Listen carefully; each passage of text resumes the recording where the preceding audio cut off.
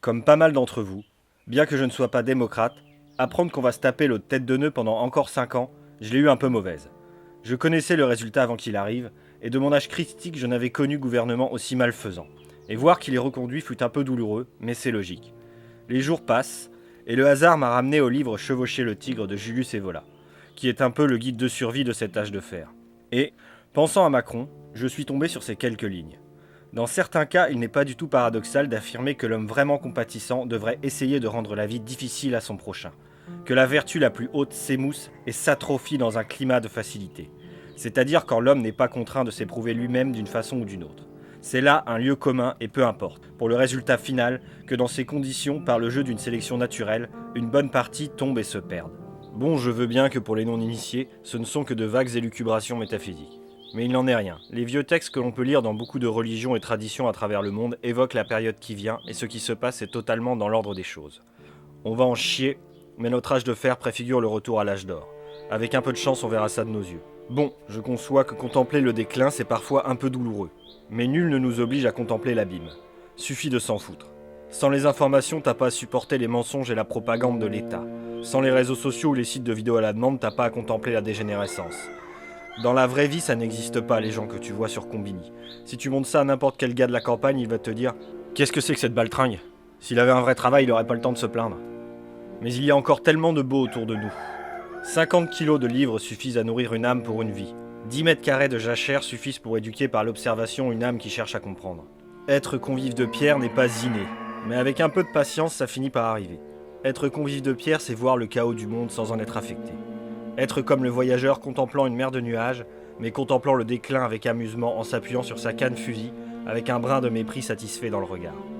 Les prochaines années risquent d'être intéressantes, générant probablement beaucoup de souffrance. Mais Zeus aveugle ce dont il a juré la perte. Et on risque d'avoir quelques moments de réjouissance karmique. L'idée qu'un boomer macroniste revenant de croisière retrouve sa maison squattée avec son plumard beurré de merde et ne puisse la récupérer à cause du laxisme de la justice qu'il a contribué à instaurer me met en joie.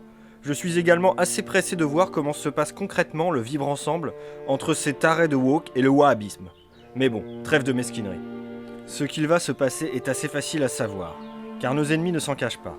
Ils vont probablement nous refaire le coup d'une nouvelle pandémie pour continuer à détruire une par une le peu de liberté qu'il nous reste et continuer de vendre le pays aux USA et autres cartels agroalimentaires, chimiques et médicaux. Puis viendra l'accélération du projet réchauffement climatique. On va nous culpabiliser encore plus sur cette arnaque et justifier la hausse des impôts et l'hyperinflation pour sauver la planète. Et il y aura bien sûr des gogoys pour y croire. Et ils seront probablement majoritaires. Le peuple sera asphyxié pendant que les spéculateurs et autres suppôts du diable se remplissent les poches. Et à un moment donné, on trouvera ou on créera ex nihilo un clivage au sein de la population afin qu'une guerre civile, une guerre raciale ou une guerre de conquête religieuse éclate.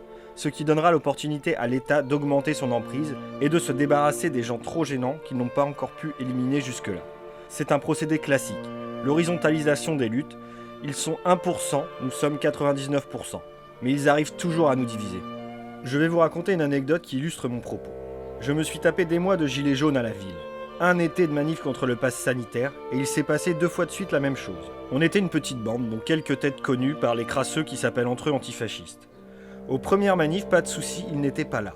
Mais après quelques temps, ils sont arrivés.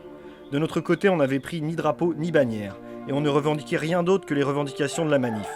Eh bien, eux sont arrivés avec leurs banderoles et ont politisé la chose, essayant de la récupérer pour eux, divisant par là même la manif.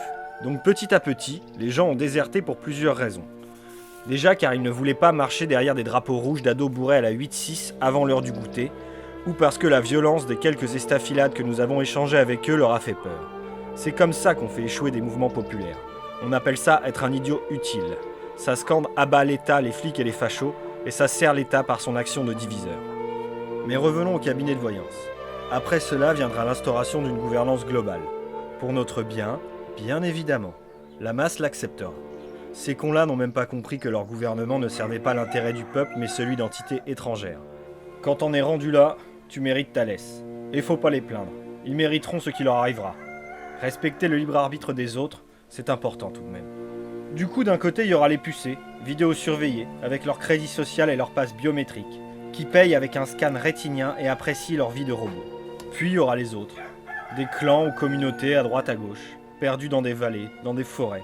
Leur vie sera plus éprouvante physiquement, mais l'esprit sera libre. Et rester humain vaut bien quelques sacrifices. Mais quand tu chauffes au bois et que tu produis une partie de ta nourriture, la moitié du chemin est fait. Vivre avec le confort technologique de ses grands-parents, ça paraît raisonnable. Le chauffage collectif, ça rend docile. Bon, après, je mets une option. Peut-être qu'on s'entre-déchirera pas comme ils le veulent. Ça serait préférable. Ils sont une poignée, nous sommes des milliards. C'est possible de faire une alliance de circonstances même avec des gens qu'on déteste. On se foutra sur la gueule une fois qu'on aura gagné. Car le programme est hostile envers l'humanité entière. Et faut reconnaître que nos ennemis sont quand même assez faciles à détester. Des pontes comme Klaus Schwab, Bill Gates, Soros, à leur larbin en France que je ne citerai pas sur YouTube, mais j'ai mes listes qui commencent à être sacrément longues. Eh bien, pour choper ces fils et filles d'inceste, je veux bien m'allier avec les plus crasseux des antifas ou les plus radicaux des salafistes. Ça ne me pose aucun problème. Bon, j'aurai quand même un de mes gars pour surveiller mes arrières, faut pas déconner. Mais j'y suis prêt et on est un paquet comme ça par chez moi. Si par contre, c'est pour se foutre sur la gueule entre futurs esclaves, allez-y sans moi. Faut que je surveille mon poulailler.